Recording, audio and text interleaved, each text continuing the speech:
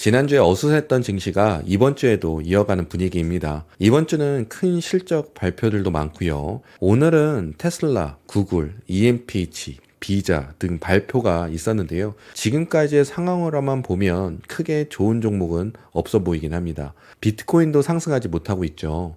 테슬라와 비트코인 이야기는 뒤에 하도록 하고요. 바이든이 사퇴하고 해리스 부통령이 출마 선언을 했습니다. 검사 출신이고 남편은 주이시고요.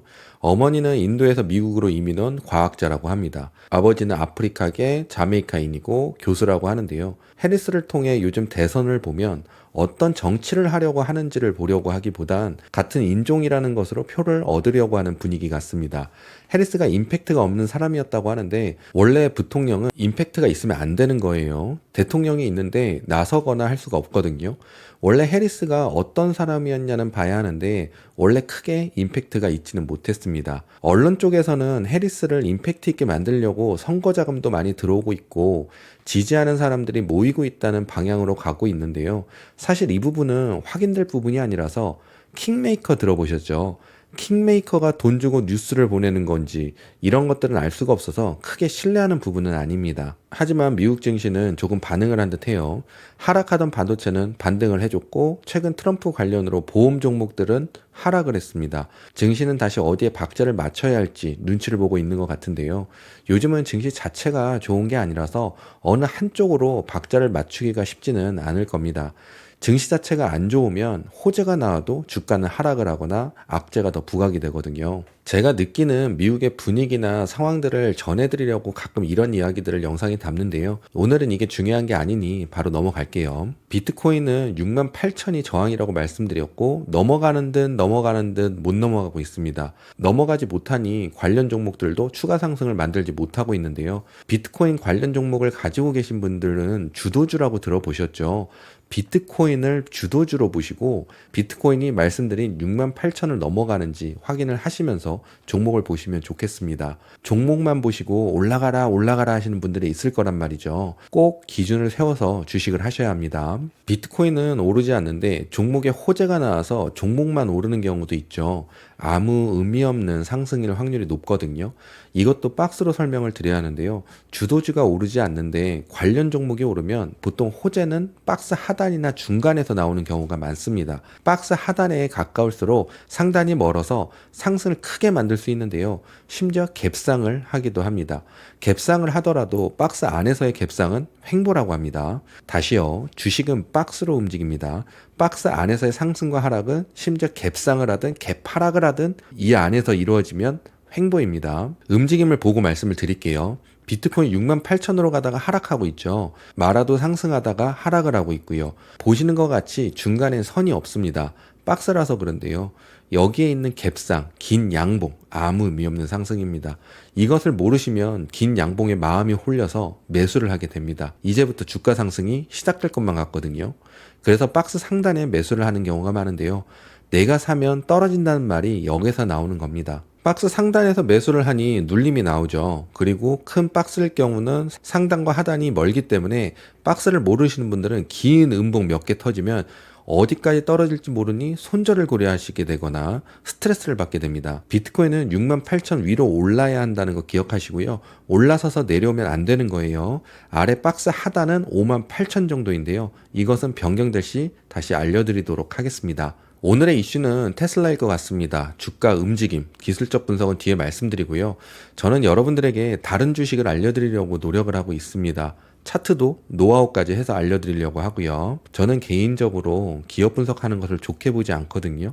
로보택시가 생겨나면 매출이 얼마나 성장을 할 것이고 반대로 어느 회사에서는 매출이 얼마나 줄어들 것이고 EV 전기차의 성장성 그리고 에너지 쪽으로도 어느 정도 성장을 할 것이다 라고 이야기하는 건 전체적으로 다 그렇다는 건 아닌데 어느 정도 도를 넘어서면 소설을 듣는 것 같더라고요. 로보택시가 나오면 우버가 망할 것이다라고 하는데 그렇게 쉽게 망하지 않거든요.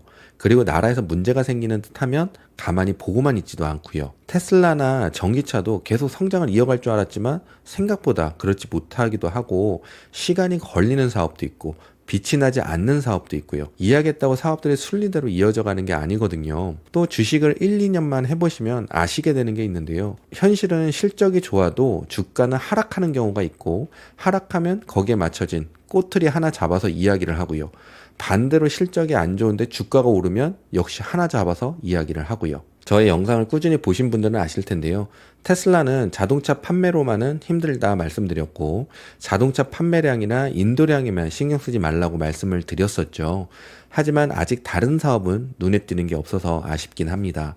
잘 되는 사업이 나타나게 되면 귀에 들려올 겁니다. 그렇게 되면 주가에 반영이 될 것이고요. 테슬라의 박스의 하단은 235 부근이고요. 이 영상을 만드는 시점은 235에서 버티다가 하락을 하고 있는 중입니다.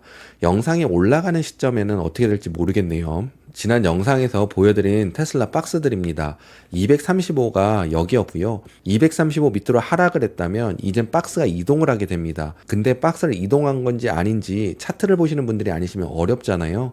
경험을 쌓아서 그 느낌을 아시고 외우셔야 하는데, 간단하게요. 주가를 계속 지켜보고 있지 마시고 짬 되실 때마다 주가를 확인하는 게 좋습니다. 235 위에 있거나 235 밑으로 하락하더라도 크게 하락하지 않고 다시 확인하면 235 위에 있는 시간이 많아진 듯 하면 다시 테슬라는 상승하려고 하는 선상에 올라서게 됩니다. 지금은 실적이 나온 직후라 안 좋은 증시 분위기로 너도 나도 매도하는 분위기가 일어날 수도 있단 말이에요.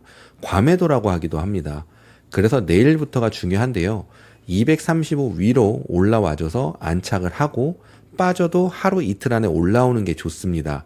아니면 200까지 하락이 가능하니 참고하시면 되겠고요. 만약 200 밑으로 하락하면 추세선 안으로 다시 복귀하는 게 되는데요. 추세선 들어보셨죠? 추세선에서 나갔다가 다시 추세선 안으로 들어오게 되면 페이크 브레이크라고 해서 단타 스윙 트레이더들은 물론 장기 물량까지 쏟아져 나올 수가 있습니다. 멤버십 분들은 아실 텐데 하나 팁을 드리면 골든 크로스가 나려고 하거나 나면 하락이 나오는 경우가 종종 있습니다.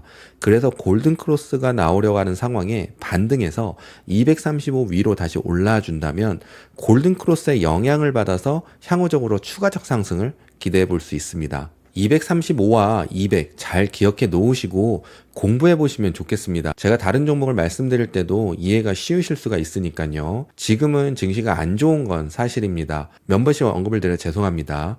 어느 정도냐면 반도체 매수 금지를 때렸습니다. 매수하지 말라는 거죠. 반도체가 폭락한다는 게 아니고 그런 시기가 있거든요. 지금은 반도체 매수 금지 시기입니다. 상황이 크게 좋은 건 아니니 지켜보자는 의미인데요.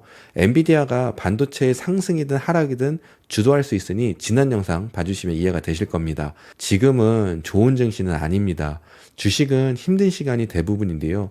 힘든 시간에 얼마나 잘 버텼냐에 따라 가끔 오는 좋은 시간에 수익률이 달라집니다. 저는 생각을 많이 하면서 주식하는 걸 안 좋아해서요. 또 이런 장이 왔구나. 또 잘 버텨보자. 뭐 이렇게 생각을 합니다. 지금의 증시를 공부하는 시간으로 생각하시고 전체적인 상황과 분위기를 잘 기억해 놓으시면 좋겠습니다. 저는 다음 영상으로 찾아뵙겠습니다. 감사합니다.